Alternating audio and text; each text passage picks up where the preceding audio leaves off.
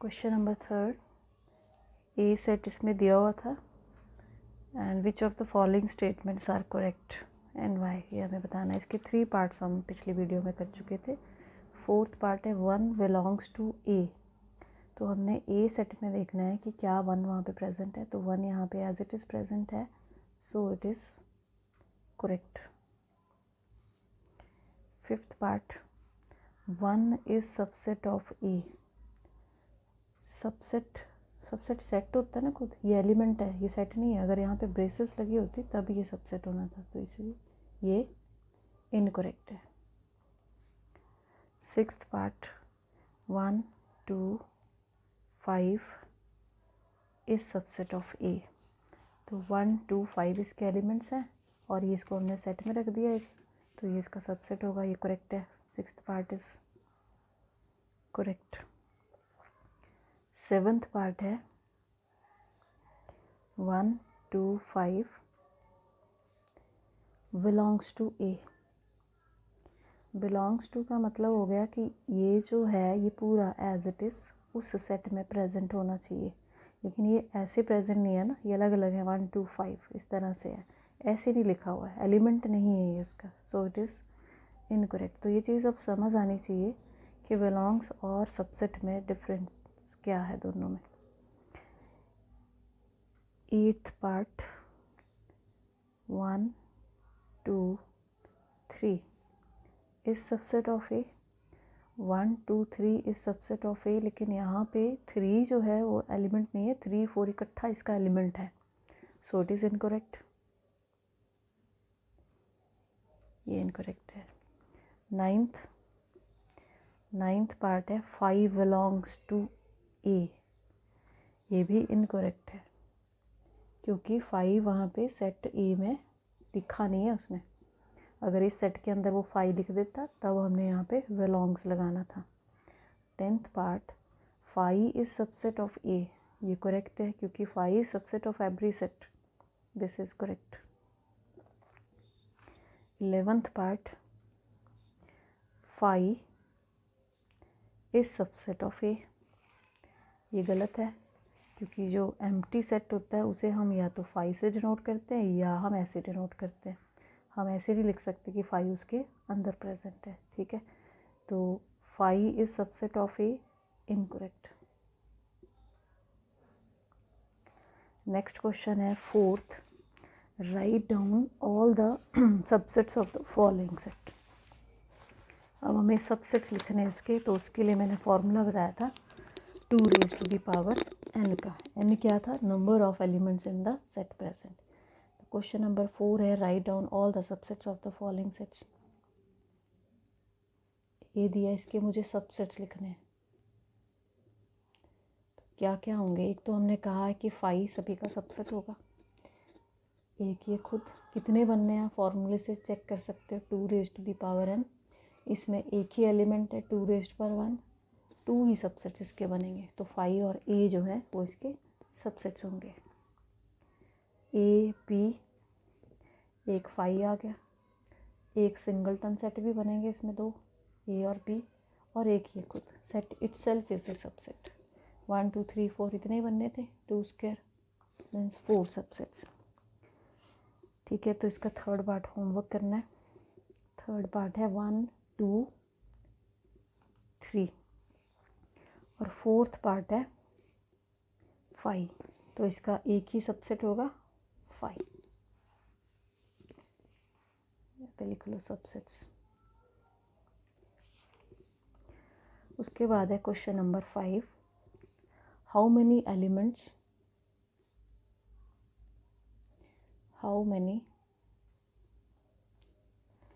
Elements has power of A if A is equal to 5, कि अगर ए 5 है हमारे पास तो पावर ऑफ ए में कितने एलिमेंट्स होंगे। तो पावर ऑफ ए हमने कहा था उसमें प्रेजेंट होते हैं सबसेट्स, तो पहले तो इसके सबसेट्स कितने होंगे, अभी लिखे थे हमने 5 के सबसेट्स, 5 एक ही होता है, subsets of 5, so power of A में ये आ गया, ठीक है, एक एलिमेंट है उसको हमने सेट में लिख दिया, तो कितने एलिमेंट हुए, 1 ही एलिमेंट हुआ। उसने मुझे पूछे हैं हाउ मेनी एलिमेंट्स, तो therefore power of A has 1 element, एक एलिमेंट होगा इसमें। तो जो उसने क्वेश्चन पूछा हो उसी का आंसर हमें देना होता है। क्वेश्चन नंबर 6 है, write the following as interval, x is such that x belongs to R -4 less than x less than equal to 6। इसको इंटरवल की फॉर्म में लिखना है।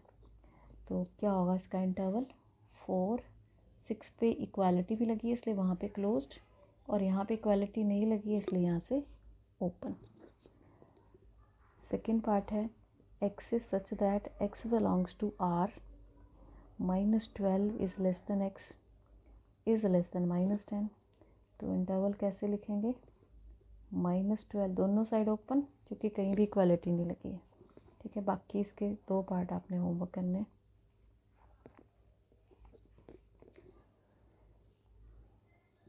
दो part homework, x third part, x is such that x belongs to R, 0 is less than x is less than 7। और fourth part है, x is such that x belongs to R, 3 less than equal to x less than equal to 4। Easy है, कर सकते हो आप। Question number 7, write the following intervals. अब interval ये वाली फॉर्म दी है और ये फॉर्म लिखनी है। Write the following intervals in set builder form. तो फर्स्ट उसने दिया है -3 0। तो कैसे लिखना है, x is such that x belongs to r -3 less than x less than 0, क्योंकि दोनों साइड से ओपन है। ये था इसका फर्स्ट पार्ट। सेकेंड है 6 12 close interval, x is such that x belongs to r, 6 is less than equal to x is less than equal to 12, दोनों side से क्लोज्ड है। 2 पार्ट इसके आपने होमवर्क करने हैं। 6 12, 6 पे ओपन है, 12 पे क्लोज्ड। और फोर्थ पार्ट है -23 5। ठीक है, 23 पे क्लोज्ड है, 5 पे ओपन है। क्वेश्चन नंबर 8 है, what universal set would you propose for each of the following. First दिया उसने set of right triangles, and second दिया है सेट ऑफ आइसोसेलेस ट्राइंगल्स। इन दोनों के लिए मुझे यूनिवर्सल सेट की इनसे बड़ा सेट क्या होता है। इसमें क्या दिया है, फर्स्ट में हमें दिए हैं राइट ट्राइंगल्स और सेकंड सेट दिया है मुझे आइसोसेलेस ट्राइंगल। तो अगर मैं सभी ट्राइंगल्स का सेट ले लूँ तो वो उसके लिए यूनिवर्सल सेट होगा। तो इसका सोल्यूशन क्या होगा, the set of all possible triangles is the universe set।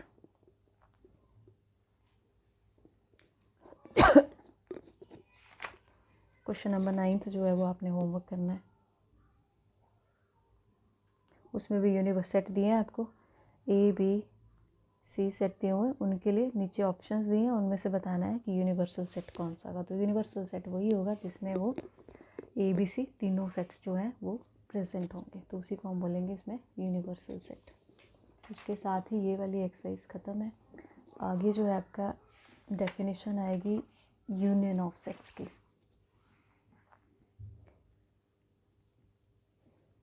Union of sets, 2 sets की union, A union B is the set of all those x such that x belongs to a और x belongs to b। ये इसकी definition है mathematical form कि a union b में कौन से element या कौन से x प्रेजेंट होंगे जो a में भी होंगे और b में भी होंगे। फॉर एग्ज़ाम्पल जैसे मैंने सेट ले लिया 1 2 और b सेट मैंने ले लिया 2 3 4, तो यूनियन में दोनों के एलिमेंट्स आने हैं, जो रिपीट कर रहा है उसको आप एक बार लिखोगे। 1 2 3 4 सारे लिख दिए ना, ए के भी एलिमेंट्स लिख दिए हमने, बी के भी, जो रिपीट था उसे हमने एक ही बार, बार बार नहीं लिखना है। सेट में अगर 2 बार लिखोगे तो वो एक ही चीज़ है, एक ही बार माना जाएगा। इसी के साथ इसका वन डायग्राम भी कर लेते हैं कि यूनियन का वन डायग्राम कैसे आप ड्रॉ करोगे। पिक्टोरियल फिगर जो है इसको हम बोलते हैं वन डायग्राम। यूनिवर्सल सेट को हम रेक्टेंगल से डिनोट करते हैं और जो सेट्स होंगे उनको हमने सर्कल से डिनोट करना है। ये ए और बी 2 सेट्स हैं, तो यूनियन में कौन सा पोर्शन आएगा, ए यूनियन बी मीन्स ए के भी एलिमेंट्स आ रहे हैं और बी के भी, तो ये हुआ आपका यूनियन। पूरा जो मैंने शेड किया है ये है आपका ए यूनियन बी, ठीक है। ये है इसका वन डायग्राम।